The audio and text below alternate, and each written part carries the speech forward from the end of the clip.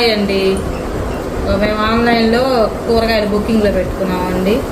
ఏమంత బాగా రాలేదండి. ఇది టమాటాలు నలిగిపోయినాయి, కుళ్ళిపోయినాయి వచ్చినాయండి.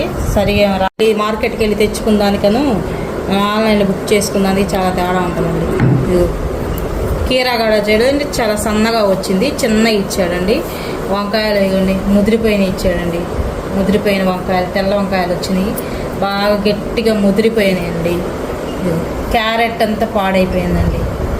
క్యారెట్ అంతా పాడైపోయింది, ఇవన్నీ పుచ్చిపోయినట్టుగా నలిగిపోయినట్టుగా వచ్చినాయి. పచ్చిమిర్చి కూడా వడిలిపోయిందండి, ఎండిపోయినట్టుగా వచ్చింది.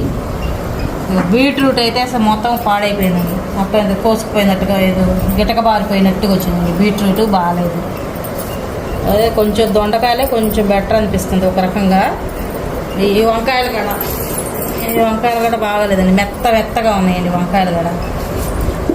సొరకాయ అయితే బాగా అసలు ఎంత తినా అసలు ముదురు టంగులాగా ఉందండి.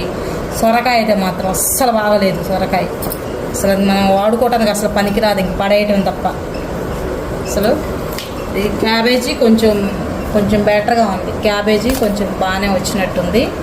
మనం కొంచెం కష్టమైన మార్కెట్కి వెళ్ళి కూరగాయలు తెచ్చుకుంటేనే బాగుంటుందండి. ఆన్లైన్లో అయితే బిజీగా ఉంది లైఫ్ అని చెప్పేసి ఆన్లైన్లో బుక్ చేసుకుంటున్నాము, మంచిగా రావట్లేదండి. అంత వేస్ట్, డబ్బులు పెట్టి అంత ఖర్చు పెట్టి అంత తీసుకునేటప్పుడు వేస్ట్ చేసుకోవడం బాగోదు కదండి. కొంచెం వెళ్ళి లేట్ అయినా కొంచెం వెళ్ళి తీసుకొచ్చుకుంటే బాగుంటాయండి. ఇంతేనండి. మా వీడియో నచ్చితే కామెంట్ పెట్టండి, లైక్ చేయండి. అంతేనండి.